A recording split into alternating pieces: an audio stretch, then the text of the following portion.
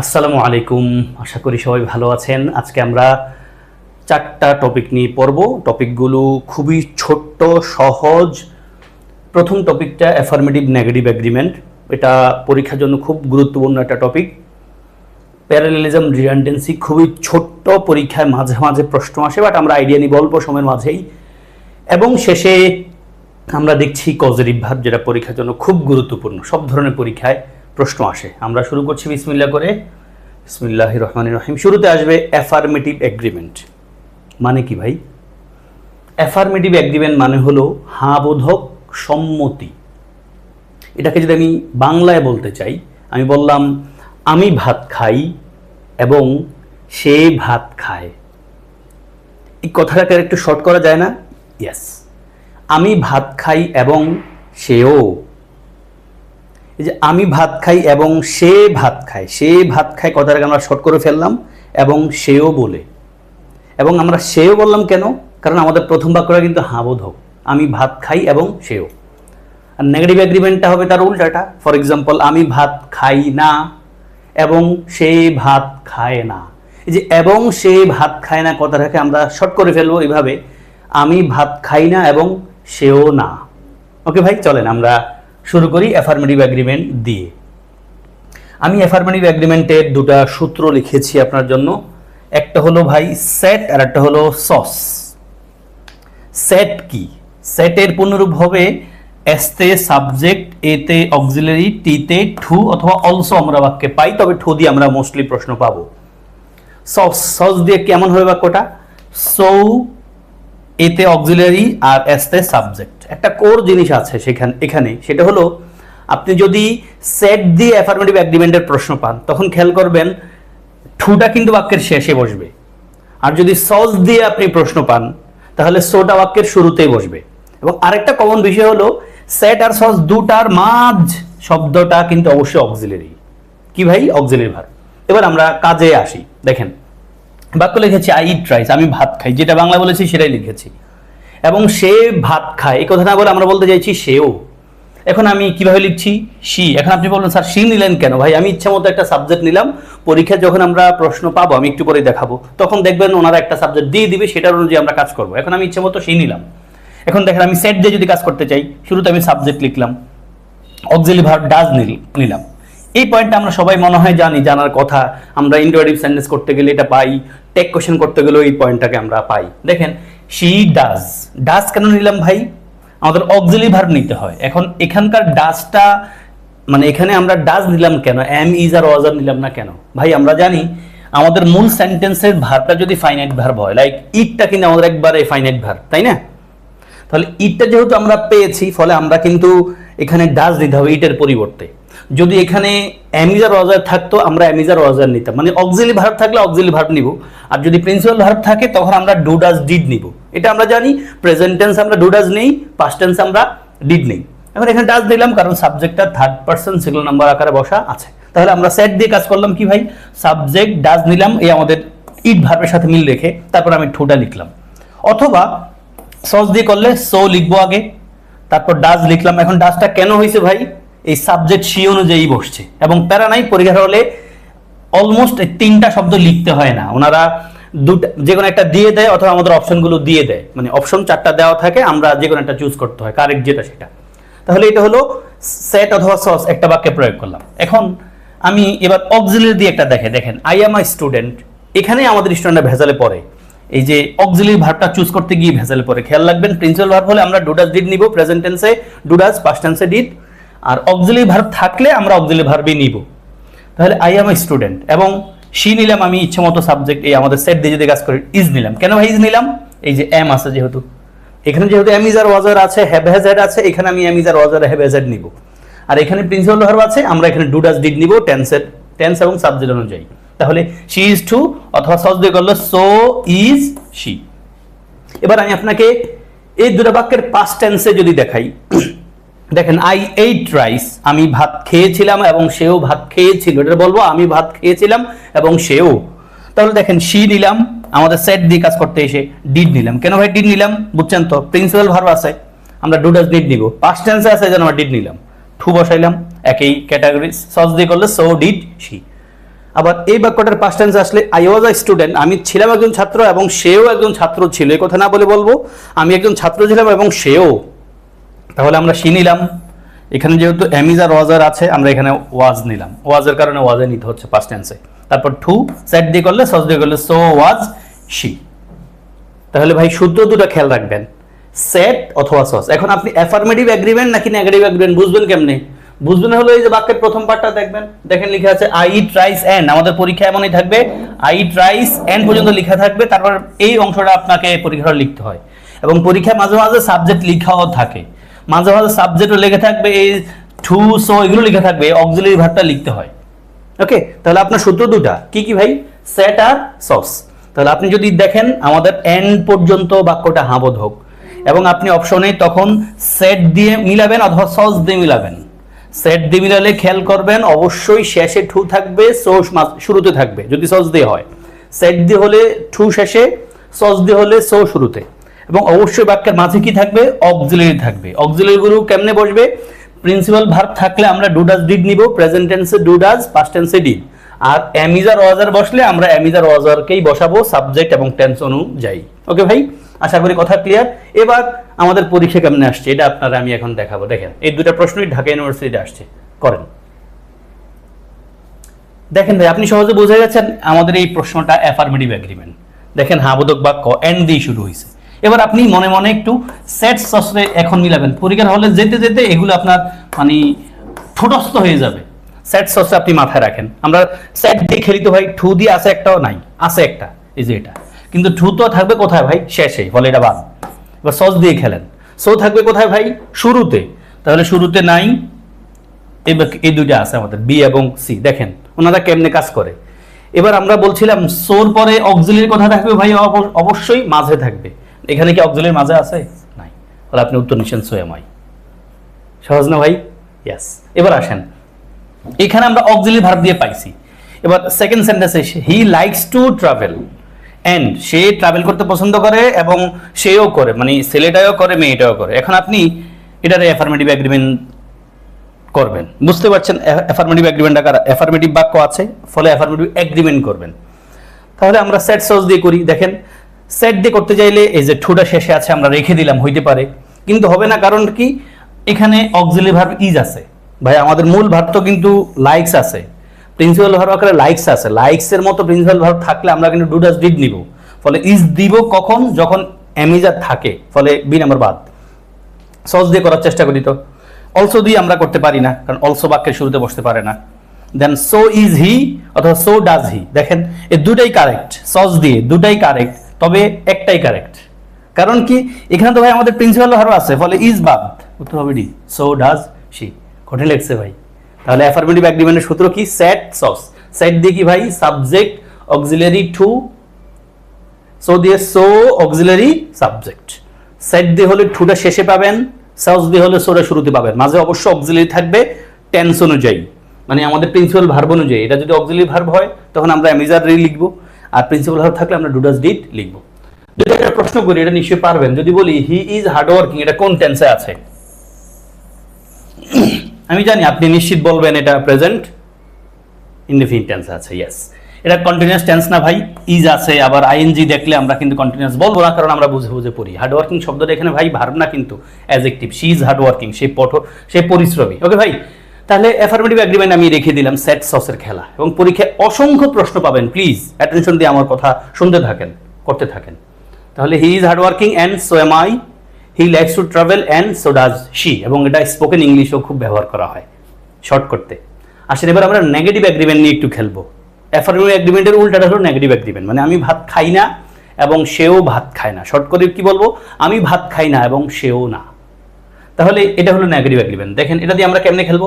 Affirmative এগ্রিমেন্টের মতো আমি দুটো সূত্র রেখেছি। দেখেন একটা হলো সেইন আর একটা হলো নাস। সেইন আর নাস।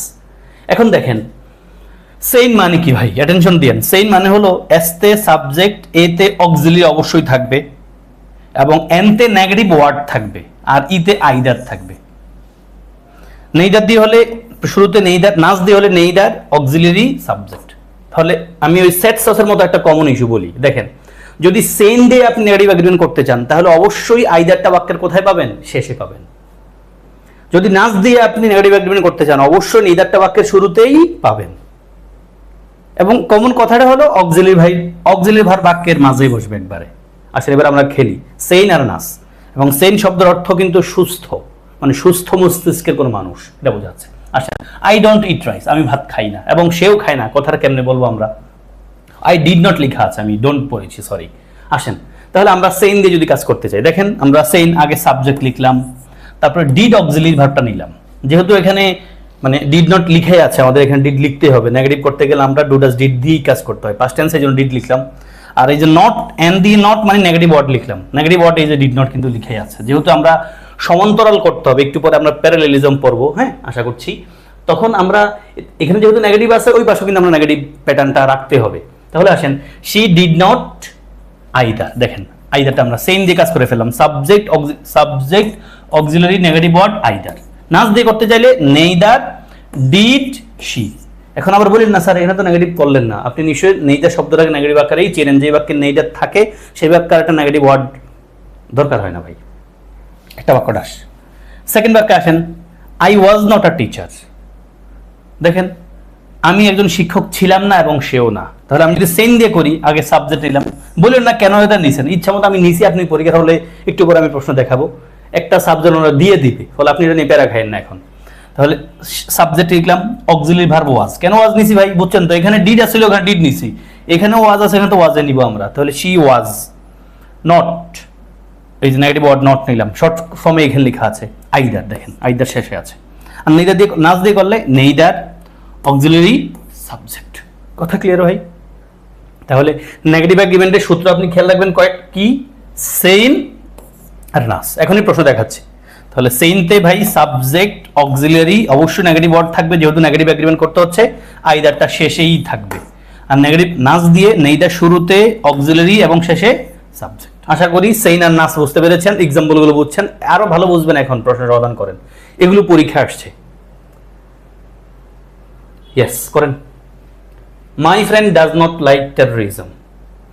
আমার বন্ধু টেররিজম পছন্দ করে না, এবং আমিও করি না বলতে চাইছি। তাহলে পাস্ট টেন্সে আছে, প্রেজেন্ট টেন্সে আছে।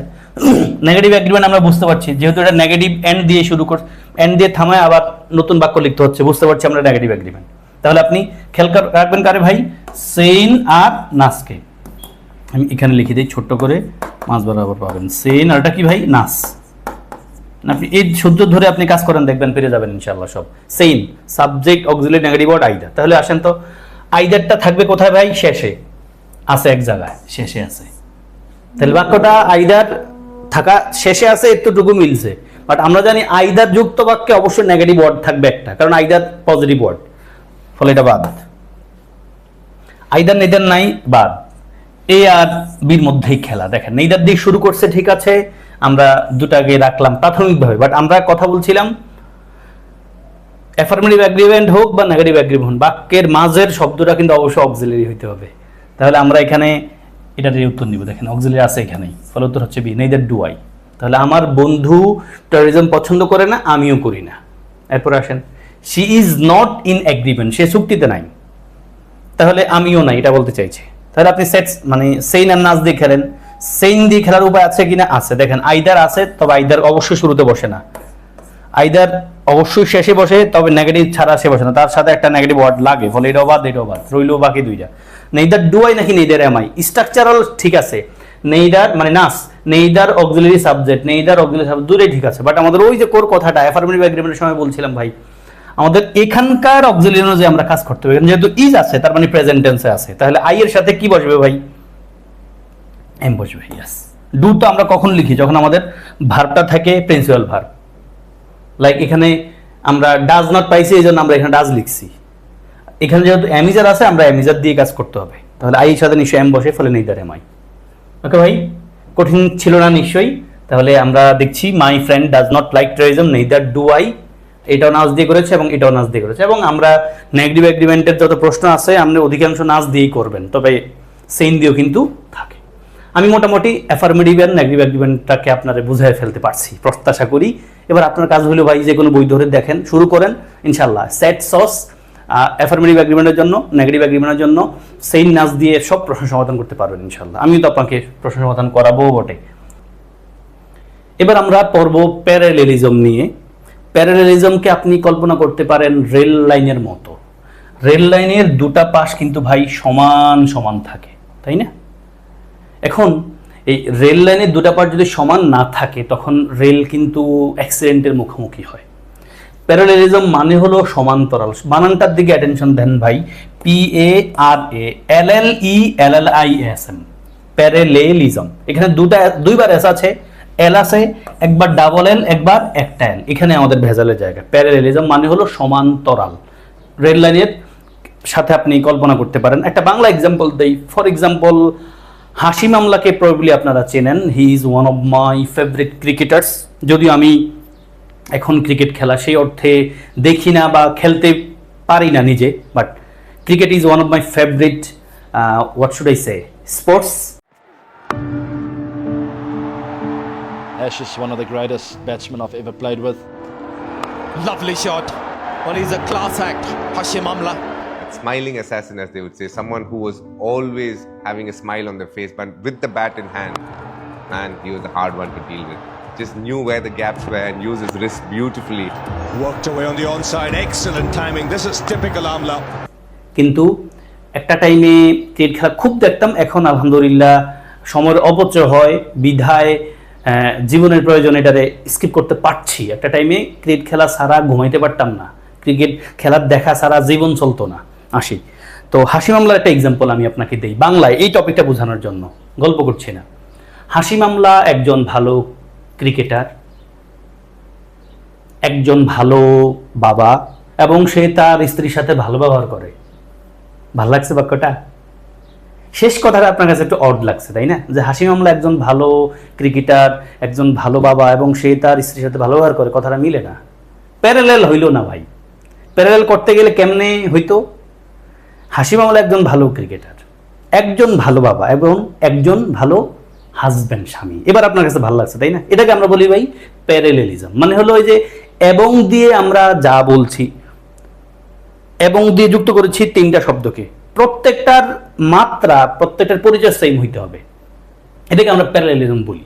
ওকে, আগে পরে একবার সেম প্যাটার্ন থাকবে। নাউন হলে সব নাউন, অ্যাজেটিভ হলে সব অ্যাজেটিভ, অ্যাডভার্ব হলে সব অ্যাডভার্ব, ভার্ব হলে সব ভার্ব একই ক্যাটাগরিতে আসবে। এটাকে আমরা বলছি প্যারালেলিজম। খুব সহজ জিনিস, অ্যাটেনশন দেন।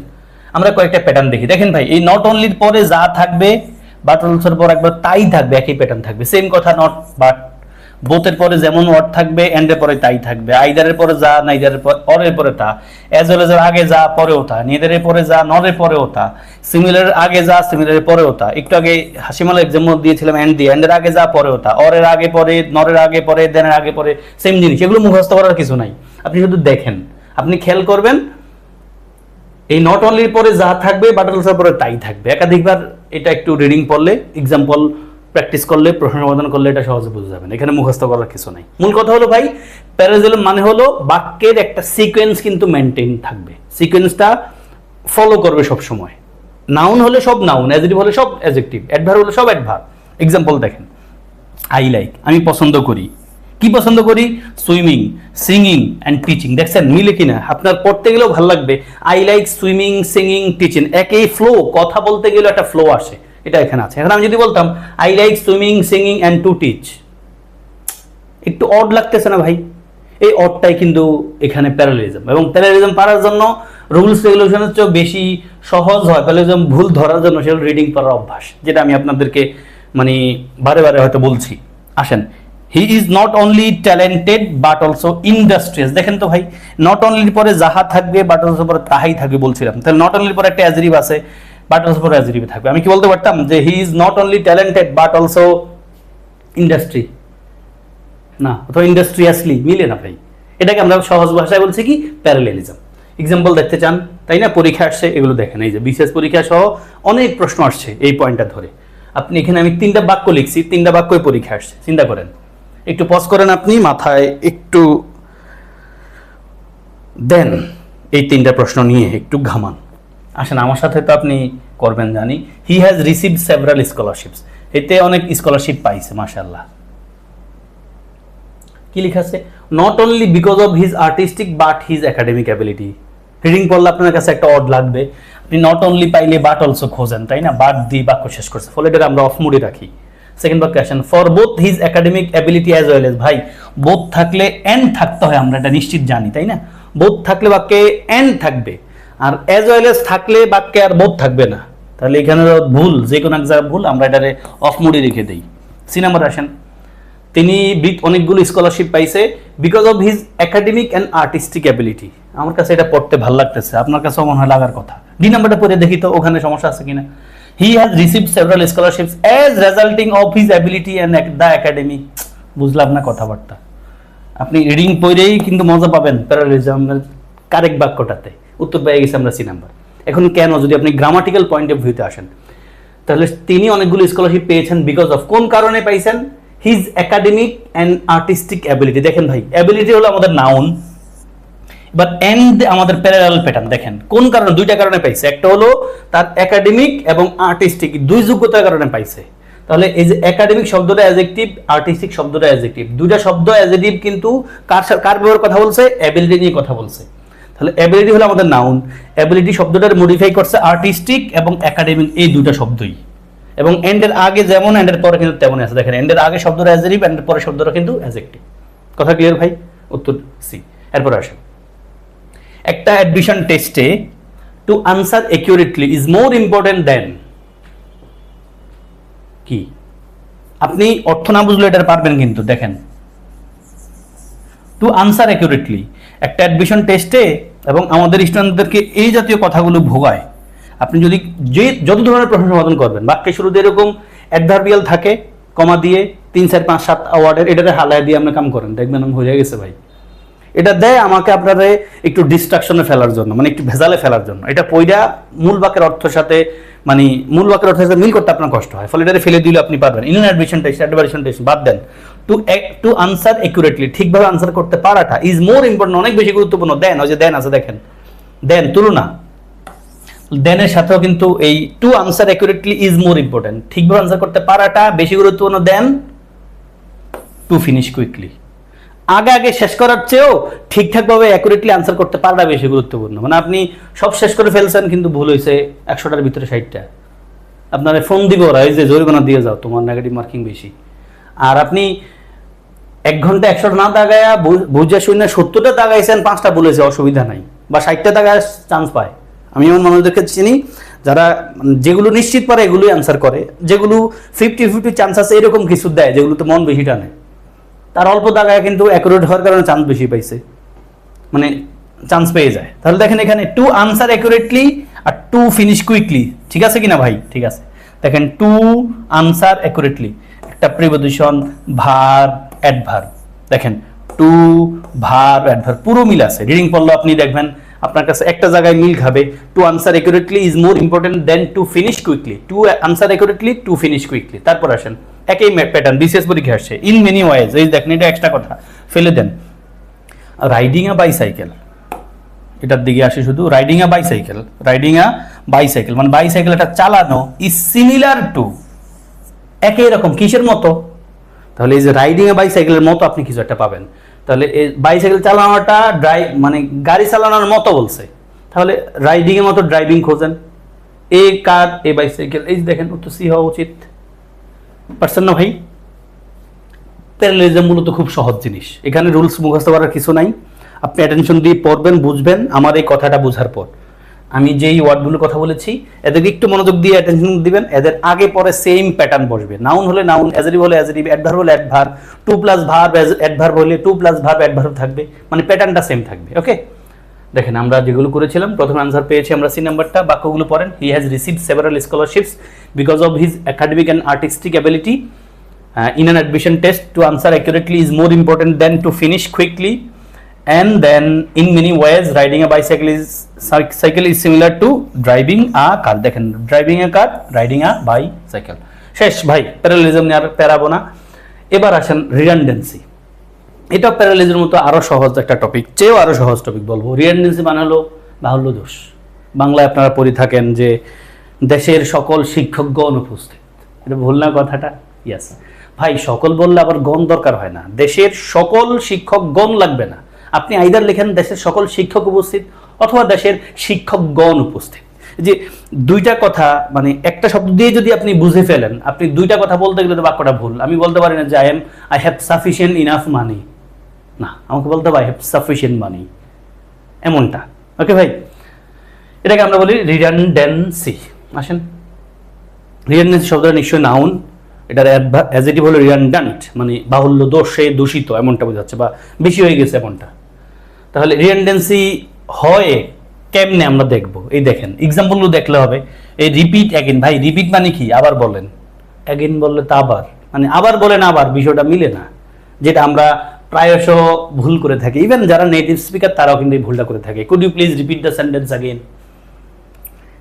বাট আমরা একাডেমিক পড়াশোনা করছি এখন, খেয়াল রাখতে হবে এগুলোতে ভুল করা যাবে না। আপনি স্পোকেন শিখতে গেলে, বা আপনি যদি মুভি দেখার অভ্যাসও থাকে, নেটিভ স্পিকারদের কোনো পডকাস্টও শুনেন, দেখবেন ওনারা এগুলো বলে ফেলে।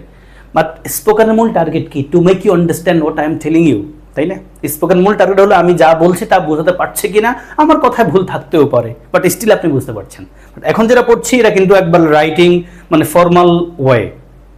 ওকে, তাহলে রিপিট অ্যাগেন এটা ভুল, শুধু রিপিট বলতে হবে, অথবা সেই again. Return back, return back বলা যাবে না, বলতে হবে I will return to Bangladesh after completing my higher education from the USA, এমনটা। তাহলে এই রিটার্ন শব্দটার অর্থই ফিরে আসা, ব্যাক দরকার নাই। এবং আমি দেখেছি আমার এক টিচার এই কথাটা, মানে উনি পিএইচডি শেষে দেশে এসেছেন, উনি একটা গল্প করতে গিয়ে আই রিটার্ন ব্যাক কথাটা বলেছেন। এটা আসলে ওই যে স্পোকেনে ভুল ধরা দরকার নাই, কারণ মূল টার্গেট হলো বুঝাতে পারাটা। বাট রিটার্ন ব্যাক একসাথে হবে না, একই কথা এখানে আসছে ভাই। অ্যাডভান্স ফরওয়ার্ড বলা যাবে না, অ্যাডভান্স ইটসেলফ সামনে আগানো, ফরওয়ার্ড কথা দরকার নাই। জয়েন মানে দুইজন একসাথে জোড়া লাগানো, তাহলে টুগেদার দরকার নাই। নিউ মানেই নতুন, ইনোভেশন দরকার নাই। ডিকশনারি মানেই বই, বুক দরকার নাই সাথে। নিউ মানেই নতুন, নিউ ইনভেনশন দরকার নাই। কেমন? লজিং মানেই তো একটা বাড়ি, লজিং হাউস দরকার নাই। তাহলে কম্পারেটিভলি মানেই তো তুলনা, ব্যাটার দরকার নাই। এটা দিয়ে আপনি পরীক্ষায় প্রশ্ন পাইছেন, বিসিএস পরীক্ষা, অ্যাডমিশন টেস্টে, আমাদের ইউনিভার্সিটি মেডিকেলও আসছে। কম্বাইন টুগেদার দরকার না ভাই, কম্বাইন মানে তো দুইজনের একসাথে জোড়া দাও। এন্টায়ার মানে তো পুরো, এন্টায়ার হোল দরকার নাই। এদেরকে আমরা মানে রিডান্ডেন্সি বলি। শুধু এগুলো না, আর অনেক শব্দ আছে। আপনি একটা শব্দতে যদি কথা বোঝা যায়, রিপিটের সাথে অ্যাগেন দরকার নাই। এই কথাটা এখানে মূল কথা বোঝাচ্ছি। আরও আছে, দেখেন ইউনাইটেড মানেই তো ভাই একসাথে, তাহলে টুগেদার দরকার নাই। নিউ মানেই তো নতুন, ডিসকভার মানে কি আবার? প্রোগ্রেস মানে তো সামনে আগানো, ফরওয়ার্ড দরকার নাই। রিনিউ মানে কি? আবার নতুন করা, অ্যাগেন মানে আবার নতুন করা, অ্যাগেন দরকার নাই। সেম মানে তো একই রকম, আইডেন্টিক্যাল মানেও একই রকম, দরকার নাই দুটো একসাথে। সেম। রেফার ব্যাক দরকার নাই, প্রসিড ফরওয়ার্ড, নিয়ারলি অলমোস্ট দরকার নাই, nearly itself is a complete form. Sufficient enough বলা দরকার নাই, সাফিসিয়েন্ট মানে তো যথেষ্ট, ইনাফ দরকার নাই। কাজিন ব্রাদার দরকার নাই, কাজিন সিস্টার দরকার নাই, কারণ কাজিন মানেই হলো চাচাতো, মামাতো, খালাতো, ফুয়াতো, ভাই বোন, ফলে আলাদা করে ভাই বোন দরকার হয় না। উইডো মানেই তো মহিলা, উইডো তো আর পুরুষ হয় না, না? তাহলে উইডো উইমেন দরকার নাই। কম্পিট টুগেদার, ভাই প্রতিযোগিতা করতে হলে অনেক মানুষ লাগে, একজনে কম্পিট করতে পারে না। ফাইনাল মানেই তো সর্বশেষ, কনক্লুশন কথা দরকার নাই। তাহলে এই শব্দগুলো একসাথে পাইলে বুঝবেন বাক্যটা ভুল, শেষ। ওকে ভাই, একটা প্রশ্ন দেখেন, আমাদের পরীক্ষা আসছে, চুজ দ্য কারেক্ট সেন্টেন্স। কোন বাক্যটা ভুল, আপনি কোন বাক্যটা ঠিক, কারেক্ট হতে চাইছে, কোনটা ঠিক বলেন তো? We stayed for a short period of time in the hotel. We stayed for a short period in the hotel. We stayed during a short period in the hotel. We were নাম করে জোর করে রাখছে, আমরা আসিলাম। We did stay দরকার নাই এখানে, এটা স্পোকেনে খায়, বাট এটা তো ভাই ফর্মাল জিনিস আমরা পড়ছি। তাহলে আপনি এ বি সির মধ্যে খেলেন তো কোনটা নেবেন? Short period of time, short period, a short period in the hotel. We stayed during, আমরা কোন একটা সময়ের আগে কিন্তু আমরা ফর ব্যবহার করি, তাই না ভাই? আমরা উত্তরে কিন্তু বি নাম্বারটা নিব, উত্তর বি নাম্বার নিব। কেন বুঝছেন কিনা? প্রথমটা তো আমরা এখানে ভুল বুঝছি, কারণ আমগরে এটা হলো আমরা জোর করে কেউ রাখে না, ফলে বাদ। আর এখানে এটা আমরা মানে স্পোকেনে ব্যবহার করি, যেটা চলে, একাডেমিক ফরম্যাটে আসে না। We stayed during a short period না, আমরা কোনো সময়ের মানে সময়ের আগে আমরা ফর লিখি, তাই না? তো ওই দৃষ্টিকোণ থেকে আমরা এ অথবা বি নিব। এখানে দেখেন এই যে শর্ট পিরিয়ড অফ টাইম, এটা আমরা কিন্তু সবাই বলি ভাই, ওই যে কিছু ভুল আছে না, সবাই বলে, কিন্তু এগুলো ভুল। তাহলে এই যে a short period of time, ভাই পিরিয়ড মানেও তো সময়, তাহলে টাইম ইটসেলফ টাইম, পিরিয়ড মানেও টাইম, দুটোর একসাথে লেখা দরকার নাই।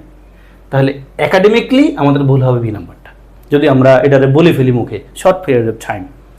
তাহলে we stayed for a short period, এই শর্ট পিরিয়ড মানে অল্প সময় ভাই, তাহলে আবার টাইম কথা দরকার নাই। আশা করি বুঝতে পারছি ভাই। এবার আসেন আপনাদেরকে নিয়ে আজকের ক্লাসের শেষ টপিকটাতে যাব, যেটা খুব গুরুত্বপূর্ণ টপিক, খুব গুরুত্বপূর্ণ। আপনি ইংলিশ লিখতে চাইলে, বলতে চাইলে, এবং আমাদের পরীক্ষায় রেগুলার প্রশ্ন দেখা যায়, সহজ যদিও। আমরা পড়াশোনার আগে আমি একটু কথা শেয়ার করতে চাই। প্রথম আলবার্ট আইনস্টাইনের একটা কথা, মার্টিন লুথার কিং এর কথা, সেকেন্ডটা আমাদের জীবনের জন্য প্রয়োজনীয়। একটু ব্রেকের মতো হবে আমাদের। কি লেখা আছে ভাই, পড়েন তো। The world will not be destroyed by those who do evil. মানে পৃথিবীটা ধ্বংস হয়ে যাবে না তাদের দ্বারা যারা খারাপ কাম করে, বরং but by those who watch them without doing anything. বুঝছেন ভাই? তাহলে দোষী কারা? যদি পৃথিবীতে কোনো খারাপ কাজ হয় তাহলে দোষী কারা বেশি বলেন? খারাপ কাজ যারা করে তারা, নাকি যারা খারাপ কাজটা দেখছে কিন্তু কোনো প্রিভেন্টিভ মেজার্স নিচ্ছে না? ইয়েস, তারা। তার মানে যারা খারাপ কাজ করে তারা তো অবশ্যই খারাপ, তাদের চেয়েও বেশি খারাপ হলো তারা যারা খারাপ কাজ হচ্ছে আমাদের সামনে, বাট আমরা ওই খারাপ কাজটাতে বাধা দিচ্ছি না। তার মানে এটা আমার আপনার সবার দায়িত্বের মতো। রাসূলের একটা খুব স্ট্রং হাদিসও আছে, যদি তুমি দেখো কোনো খারাপ কাজ হচ্ছে তুমি বাধা দাও সরাসরি, সেটা না হলে তুমি কমপক্ষে কথা বলো, না হলে মন থেকে ঘৃণা করো, যেটা কিনা ইমানের একবারে ওয়ার্স্ট স্টেজ। আমরা কিন্তু আজকাল অনেক খারাপ কাজ আমাদের সামনে হয়, আমরা সাহস করে বলি না, মানে বাধা দেই না, কারণ বাধা দিলে আমার উপর আঘাত আসবে।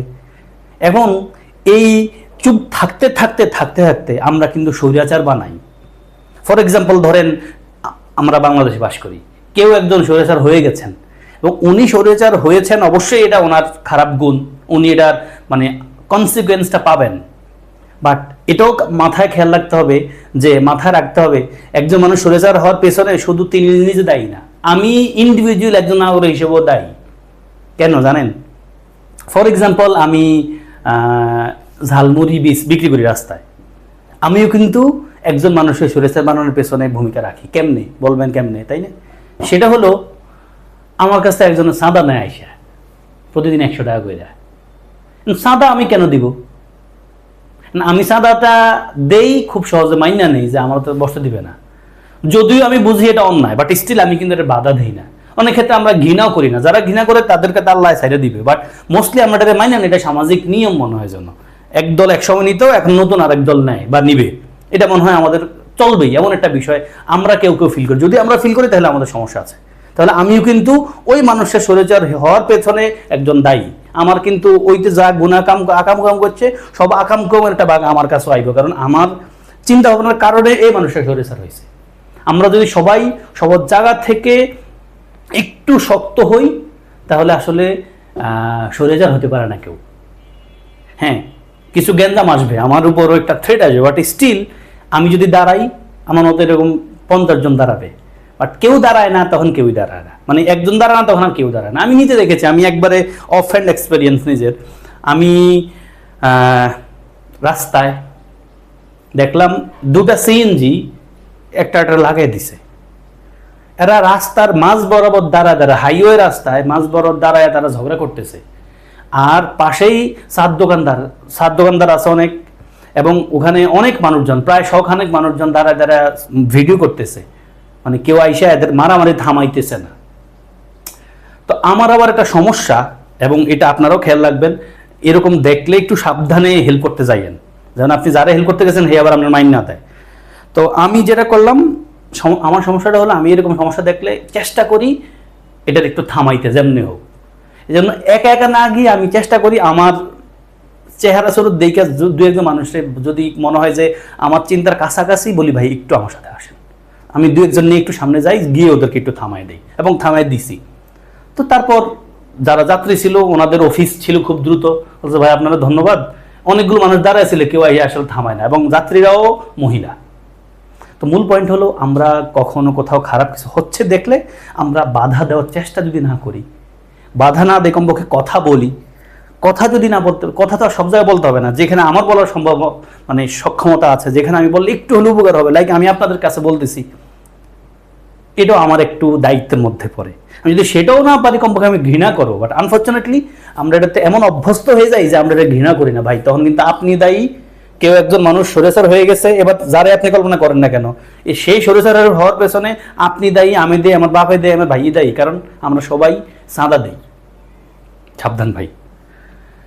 তাহলে পৃথিবীতে ধ্বংস হবে যারা খারাপ কাজ করে তাদের জন্য না, বরং যারা খারাপ কাজ দেখে কিছু না করে তাদের জন্য। এবং রাসূলের হাদিস দ্বারাও কিন্তু এই কথা প্রমাণিত, এবং সবাই কথাটা মানে, বিবেকবান মানুষ। তারপর আসি, the world suffers not because of the violence of bad people but because of the silence of good people. এই কথাই বলছে। ভায়োলেন্স তো খারাপরা করবেই, বাট গুড পিপলরা একটু কথা বলতে হবে। পৃথিবীর কোন একটা দেশের সব মানুষ মেরে ফেলতেছে, এখন যদি আমরা কথা না বলতে পারি তাহলে আসলে হইল না,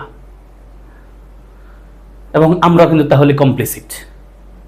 ওকে ভাই, আশা করি আমি এতক্ষণ গল্প বলার পেছনের মূল কারণটা হলো, আপনি আপনার জীবনে যেখানেই যেভাবেই থাকেন না কেন, প্লিজ আপনার সামনে কেউ খারাপ কাজ করছে, আপনি অবশ্যই বাধা দেওয়ার সক্ষমতা থাকলে বাধা দিবেন, এটা সবচেয়ে ভালো উপায়।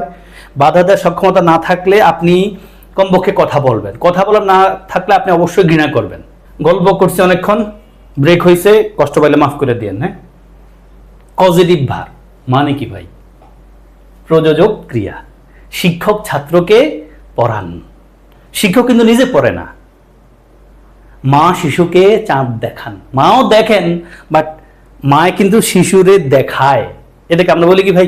প্রযোজক ক্রিয়া। ইংলিশ আমরা খুব ব্যবহার করতে হয়। যেমন দেখেন, আমি বলি হি লার্নস, সে শিখে, শি টিচেস, সে শিখায়। এখন ইংলিশে অল্প কটা ভার্ব আছে যাদের সরাসরি পজিটিভ ভার্ব আছে, যেমন ইট মানে খাওয়া, ফিড মানে খাওয়ানো। যদিও ফিড শব্দটা বাচ্চার সাথে মার সাথে যায়, মানে আমি আপনারে ফিড করাতে পারি না, আমি বলতে পারি না যে I will feed you something, আমি আপনারা কিছু খাওয়াবো, এটা বলা যায় না। এটা হলো বাচ্চা এবং তার মায়ের সাথে কানেক্টেড, মানে আমরা ব্রেস্ট ফিডিং যেটা বলি আর কি। তাহলে ইনস্টেড অফ এই ফিডিং, আপনি আমার স্টুডেন্ট, চান্স পেয়ে গেছেন, আপনার সাথে দেখা হয়েছে, আমি আপনারা কি করবো? I will offer you something, I will entertain you. Okay, তাহলে আই উইল ফিড ইউ কথাটা আসে না। লার্ন মানে শিখা, টিচ মানে শেখানো, নো মানে জানা, ইনফর্ম মানে জানানো, ডাইভ মানে ডুব দেওয়া, ডিপ মানে ডুব দেওয়ানো, সি ডুবানো। আপনারা যারা গ্রামে বড় হয়েছেন আপনারা হয়তো পান নাই, বাট আমরা পাইছি, আমাদের বড়রা আমাদের দইটা সুবাইতো হানির ভিতরে, এটা ঠিক না। সি মানে দেখা, শো মানে দেখানো, সাক মানে দুগ্ধ পান করা, পান করানো, রিমেম্বার মানে স্মরণ করা, রিমাইন্ড মানে স্মরণ করানো। এখন এই যে অল্প কটা ভার্ব আছে যাদের কজেটিভ ফর্ম আছে, যাদের ভার্ব নাই মানে কজেটিভ ফর্ম নাই, তাদের কি করব? যেমন আমরা প্রায়শই প্রশ্ন পাই, আমিও প্রশ্ন পাইতাম আমার টিচারদের কাছ থেকে, যে আমি চুল কাটা ইংলিশ কি? বলে ফেলতাম I cut my hair. I cut my hair মানে কি? আমি আমার নিজে চুল কাটি না, আমি আমার চুল কাটাই কাউরে দিয়ে। তাহলে কাট শব্দের কিন্তু ওই কজেটিভ ফর্মটা নাই, যেমনটা আমরা এখানে পেয়েছি eat, feed, learn, teach, know, inform আছে, বাট কাট শব্দের কজেটিভ ফর্ম কিন্তু কাটাই এটা নাই। তখন আমাদের কজেটিভ ভার্বের কথা ভাবতে হয়। আসেন, কজেটিভ ভার্ব কয়টা ভাই? Let, make, help, help, have, get, এই পাঁচটাকে আমরা পজিটিভ ভার্ব বলি। সাবধান, এই পাঁচটারে পজিটিভ ভার্ব বললেন না, এদেরকে দিয়ে আমরা যে কোনো ভার্বকে পজিটিভ ফর্মে ট্রান্সফর্ম করাই। আবার বলছি ভাই, let, make, help, have, get, এদেরকে আমরা পজিটিভ ভার্ব বলি, বাট খেয়াল রাখেন এরা আসলে পজিটিভ ভার্ব না, এরা নর্মাল ভার্ব আকারে বাক্যে ব্যবহৃত হয় এবং অবশ্যই হয়, অনেক পাবেন, বাট এদেরকে দিয়ে, এদেরকে ব্যবহার করে আমরা যে কোনো ভার্বকে পজিটিভে ট্রান্সফর্ম করাতে পারি। কেমনে? আসেন, এবং খেয়াল করেন পজিটিভ ভার্ব আমরা এই পাঁচটাকে কখন বলবো? দেখবেন এদের পর একটা অবজেক্ট আছে, আমাদের বাক পরীক্ষা যেটা লাগে বেসিকলি, এদের পর আপনি একটা অবজেক্ট পাবেন। কি পাবেন ভাই? একটা অবজেক্ট। অবজেক্টটা ব্যক্তি হইতে পারে, বস্তু হইতে পারে, ডুয়ার রিসিভার দিয়ে বলে। এরপর একটা ভার্ব আসবে, এই ভার্বটা কোন ফর্মে বসবে এটা হলো আমাদের পরীক্ষার জন্য মূল কাজ। তাহলে আপনি let, make, help, have, get এদেরকে ডাইরেক্ট পজিটিভ ভার্ব বললেন না, বরং এদের পজিটিভ ভার্ব তখনই বলতে পারবেন যখন দেখবেন এদের পর একটা অবজেক্ট আছে, অবজেক্টের পর একটা ভার্ব আছে, তখন এদেরকে আপনি পজিটিভ ভার্ব বলবেন। তো আমাদের পরীক্ষার কাজ হলো এই ভার্বগুলোর পর একটা অবজেক্ট থাকে, এই ভার্বটাকে আমরা কোন ফর্মে লিখবো? ভার্বের বেস ফর্মে লিখবো, আইএনজি ফর্মে লিখবো, নাকি পাস্ট পার্টিসিপল ফর্মে লিখবো? এটা আমাদের মূলত জানার বিষয় এবং পরীক্ষায় আসে। আসেন আমরা একটু এক্সাম্পলগুলো দেখি। লেখা আছে লেট, মেকের পর অবজেক্ট থাকবে, তারপর ভার্বের কোন ফর্ম বসবে ভাই? বেস ফর্ম বসবে। এবং আপনারা নিশ্চয়ই জানেন বেস ফর্ম হলো এমন ফর্ম যেই ফর্মের সাথে এস, ইএস, আইএনজি, ইডি কিছু যুক্ত হয় না। আসেন তাহলে let John let his daughter swim, দেখেন এই যে এই লেটটা আমরা এবার পজিটিভ ভার্ব বলবো। I will let you go, আমি বললাম হি লেটস মি, এই লেটটা কিন্তু প্রিন্সিপাল ভার্ব আমাদের এখানে। এই যে এখানেও দেখেন এই লেটটার আমরা এখানে কজেটিভ বলছি না, কজেটিভ ভার্ব। কেমনে কজেটিভ ভার্ব বলছি? Let, make, help, have, get, এদের কজেটিভ ভার্ব বলতে গেলে আপনি খেয়াল করবেন তাদের পর অবশ্যই কি থাকবে ভাই? অবজেক্ট থাকবে, না থাকলে আপনি আন্দাজে বললেন না। তাহলে এই যে জন লেটটা কজেটিভ ভার্ব কেমনে বুঝছি দেখেন, তারপর অবজেক্ট আছে হিজ ডটার, তারপর একটা ভার্ব আছে, ভার্বের কোন ফর্মে লিখতে হয়? বেস ফর্মে লিখতে হয়। এবং লেট শব্দের অর্থ জানেন অনুমতি দেওয়া, অ্যালাউ, পারমিট লেখা আছে। দ্য রবার মেড মানে করা, তবে খেয়াল করেন মেড শব্দটা যদি কজেটিভ ভার্ব আকারে বসে তখন তার অর্থ হলো ফোর্স করা, জোর দেওয়া। কেমন? দেখেন মেডের পর অবজেক্ট আছে, তারপর ভার্বের বেস ফর্ম বসছে। তাহলে the robber made the tailor, tailor মানে হলো যিনি ব্যাংকে টাকা গণে। তাহলে রবার এ ডাকাতেরা এই টেলার যিনি টাকা গণে তারে বাধ্য করছে টাকাগুলো দিয়ে দিত। ওকে ভাই, তাহলে আমার এখানের মূল কথা হলো ভাই লেট মেক পজিটিভ ভার্ব কখন হয় বুঝবেন, অবশ্যই তারপর অবজেক্ট থাকবে, এবং লেট মেকের পর অবজেক্ট থাকছে, অবজেক্টের পর অবশ্যই ভার্বের কোন ফর্ম বসবে? বেস ফর্ম বসবে। পরীক্ষায় প্রশ্ন দেখা যায় অল্প হলেও এখান থেকে। দেন আসেন হেল্প থেকে প্রশ্ন একবারে আমরা দেখি না, তারপর খেয়াল রাখতে হবে হেল্পের পর অবজেক্ট থাকবে, অবজেক্টের পর ভার্বের বেস ফর্মও আপনি লিখতে পারবেন অথবা ইনফিনিটিভ ফর্মও লিখতে পারবেন, তবে মডার্ন ইংলিশে বেস ফর্মটাকে প্রাধান্য দেওয়া হয়। আমাদের পরীক্ষা আসলে যে কোনো একটাই থাকবে, অসুবিধা নাই। দেখেন হেল্প মানে সহযোগিতা করে আমরা জানি, তাহলে she help me do this. দেখেন এই হেল্পটা কিন্তু নর্মাল ভার্ব হতে পারে, যেমন আই উইল হেল্প ইউ, আমি তোমাদের হেল্প করবো, হেল্পটা প্রিন্সিপাল ভার্ব। এখানে পজিটিভ ভার্ব বলতে পারছি কেন? দেখেন তারপর একটা অবজেক্ট আছে, তারপর ভার্বের একটা ফর্ম লিখার স্কোপ আছে। তাহলে আমরা ডু লিখতে পারছি, টু ডু লিখতে পারছি, মানে হেল্পের পর অবজেক্ট হবে, ভার্বের বেস ফর্ম আপনি লিখতে পারবেন, আবার ইনফিনিটিভ ফর্মও কিন্তু লিখতে পারবেন। নেক্সট, এই পয়েন্টটা থেকে আমাদের পরীক্ষায় বেশি প্রশ্ন আসে। সামনে যেই দুটা কথা বলবো, দেখেন গেট আর হ্যাভ, আমরা দুটা কথা শেষ করেছি এই পর্যন্ত। লেট মেকের পর অবজেক্ট হবে, তারপর ভার্বের বেস ফর্ম হবে। হেল্পের পর অবজেক্ট হবে, ভার্বের বেস ফর্মও হতে পারে, ইনফিনিটিভও হতে পারে। পরীক্ষায় দুটো একসাথে থাকবে না, থাকবে আইদার বেস ফর্ম দিয়ে অথবা ইনফিনিটিভ ফর্ম দিয়ে। আর যদি বেস ফর্মও থাকে একটা অপশনে, আবার আরেকটা অপশনে ইনফিনিটিভ ফর্মও থাকে, তখন আরেকটা অপশন অবশ্যই থাকবে যেখানে বেস ফর্ম ইনফিনিটিভ একসাথে লেখা যায়। গেট আর হ্যাভের কথাটাই আমাদের পরীক্ষার জন্য বেশি গুরুত্বপূর্ণ। গেট আর হ্যাভের পর অবজেক্টটা যদি বস্তু হয়, এতক্ষণ ধরে আমি অবজেক্ট নিয়ে কিন্তু আলাদা কথা বলি নাই, এখন কিন্তু আলাদা করে কথা বলতে হবে, যেটাকে আমরা রিসিভার বলি। তাহলে গেট আর হ্যাভের পর অবজেক্টটা যদি বস্তু হয় তখন ভার্বের পাস্ট পার্টিসিপল ফর্ম লিখবেন, মানে V3 লিখবেন। কি লিখবেন ভাই? V3 লিখবেন। যেমনটা দেখেন I got my car washed, এই গট শব্দটা পজিটিভ কেন বুঝছেন? তারপরে দেখেন অবজেক্ট আছে, তারপর ভার্বের পাস্ট পার্টিসিপল ফর্ম আছে। তাহলে এই কার, মাই কারটা কিন্তু কাজটা রিসিভ করছে। তাহলে I got my car washed, আমি আমার কারটারে ওয়াশ করাইছিলাম, নিজে করি নাই, কারো দিয়ে করাইছি। Okay, I had my car washed, এই যে হ্যাড মাই কার ওয়াস্ট, ভার্বের পাস্ট পার্টিসিপল ফর্ম। তাহলে খেয়াল রাখেন এই গেট আর হ্যাভের পরে, এবং নিশ্চয়ই এটা জানেন এই যে let, make, help, have, get, এই যে লেটের জায়গায় তো লেটের তিনটা ফর্ম, লেট, মেকের জায়গায় মেড হতে পারে, তারপরে হেল্পের জায়গায় হেল্পড হতে পারে, আর গেট আর হ্যাভ গট হইতে পারে, হ্যাভের জায়গায় হ্যাড হইতে পারে, হ্যাজও হইতে পারে পজিটিভ ভার্ব আকারে, সেটা টেন্স এবং সাবজেক্ট অনুযায়ী। আপনি খেয়াল রাখবেন let, make, help, have, get, এদেরকে আমরা পজিটিভ ভার্ব, এদেরকে দিয়ে পজিটিভ ভার্ব বানাতে পারে যে কোনো ভার্বকে, এবং এদেরকে তখন আমরা পজিটিভ ভার্ব বলবো। এবং এদের যে কোনো ফর্ম হতে পারে, present form, past form, past participle form হতে পারে, স্ট্রাকচার সেম। লেট মেকের পর ভার্বের বেস ফর্ম, হেল্পের পর বেস ফর্ম অথবা ইনফিনিটিভ, আর গেট এবং হ্যাভের পর অবজেক্টটা যদি বস্তু হয়, যেটাকে আমরা রিসিভার বলি, ভার্বের কোন ফর্ম হবে ভাই? পাস্ট পার্টিসিপল ফর্ম হবে। এবং যদি গেট আর হ্যাভের পর অবজেক্টটা ব্যক্তি হয়, একটু আগে বললাম গেট আর হ্যাভের পর অবজেক্ট বস্তু হলে ভার্বের পাস্ট পার্টিসিপল ফর্ম, যদি ব্যক্তি হয় তখন করবো কি?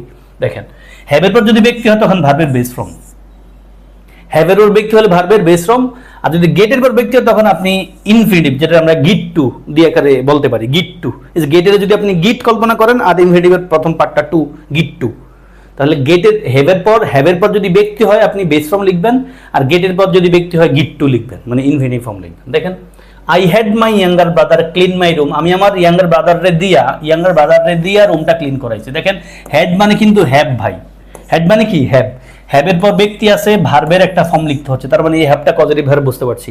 এবং হ্যাভের পর যদি ব্যক্তি হয় ভার্বের কোন ফর্ম বসে ভাই? বেস ফর্ম বসবে। তাহলে I have my younger brother clean my room, আমি আমার ইয়াঙ্গার ব্রাদাররে দিয়া ক্লিন করাইছি রুমটারে। সেকেন্ড বাক্যে দেখেন I goat him to water the garden, দেখেন গট মানে অবশ্যই গেট বুঝছিল, অবজেক্ট আছে, তারপর ভার্বের ফর্ম লিখার স্কোপ আছে। গেটের পর ব্যক্তি হলে কি হয়? গিট টু, মানে ইনফিনিটিভ ফর্ম। দেখেন I goat him to water the garden, মানে আমি তারে দিয়া বাগানে পানি দাওয়াইছি। কথা ক্লিয়ার? এবার আমি পুরো কথাটা একটু রিভিউ করি।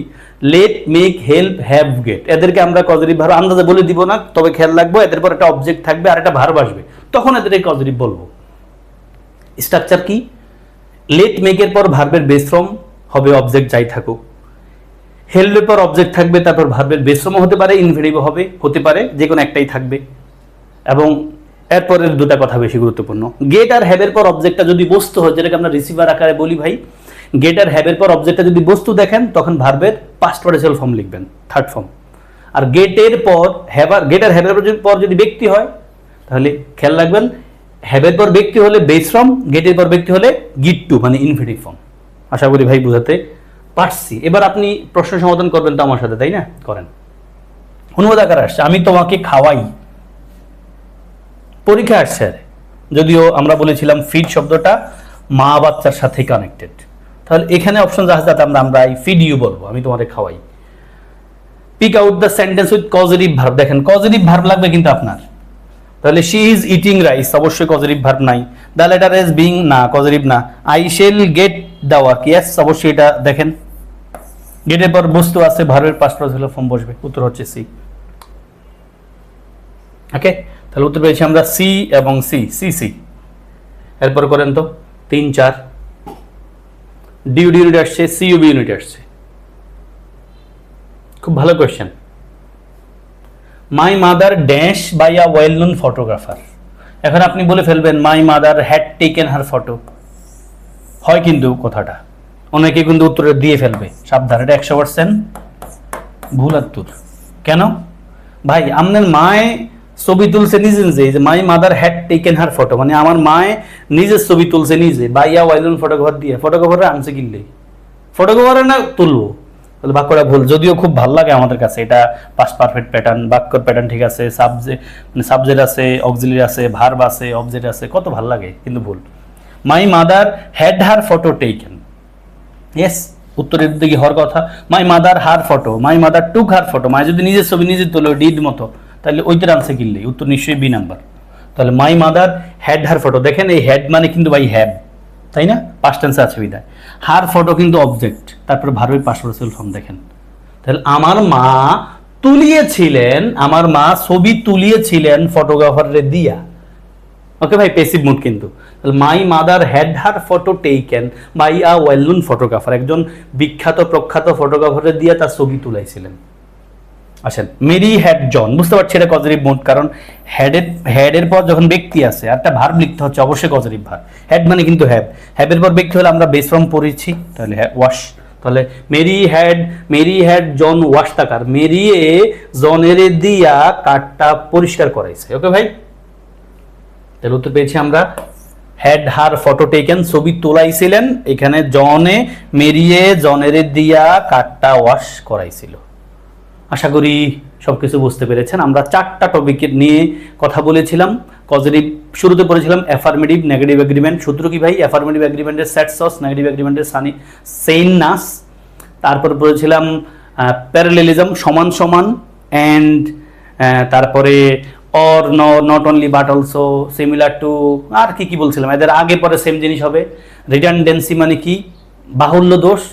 একটা শব্দ দিয়ে যদি আমি কথা বোঝাতে পারি, দূরে শব্দ বলবো কেন? সাফিসিয়েন্ট ইনাফ কেন বলবো, তাই না? আমি রিটার্ন ব্যাক কেন বলবো, আমি নিউ ইনোভেশন কেন বলবো আমি। তারপরে আমরা পড়েছি পজিটিভ ভার্ব, যেটা থেকে পরীক্ষায় প্রশ্ন আসে খুব করে, late make help have get, এদেরকে দিয়ে আমরা যে কোনো ভার্বকে পজিটিভে টার্ন করাই। লেট মেকের পর ভার্বের বেস ফর্ম, হেল্পের পর বেস ফর্ম ইনফিনিটিভ হতে পারে, যে কোনো একটাই আসবে। গেট আর হ্যাভের পরে ভার্বের, গেট আর হ্যাভের পর অবজেক্ট বস্তু হলে ভার্বের পাস্ট পার্টিসিপাল ফর্ম বসবে, আর হ্যাভের পর যদি ব্যক্তি হয় বেস ফর্ম, গেটের পর ব্যক্তি হলে গিট টু মানে ইনফিনিটিভ হবে। এই ছিল আজকের ক্লাস। আশা করি ক্লাস করে ভালো লেগেছে, সব কিছু বুঝতে পেরেছেন। প্র্যাকটিস করা শুরু করেন, আমাকে দয়া রাখিয়েন। গল্প করেছি ক্লাসের মাঝে, কেউ কষ্ট পেলে নিশ্চয়ই ক্ষমা সুন্দর দেখবেন। তবে কেউ আপনার সামনে খারাপ কিছু করছে, আপনি অবশ্যই আপনার সক্ষমতা থাকলে বাধা দিবেন, সরাসরি কমপক্ষে কথা বলবেন, না পারলে ঘৃণা তো অবশ্যই করবেন। এটা আপনার জন্য, আমার জন্য একটা নিরাপত্তা।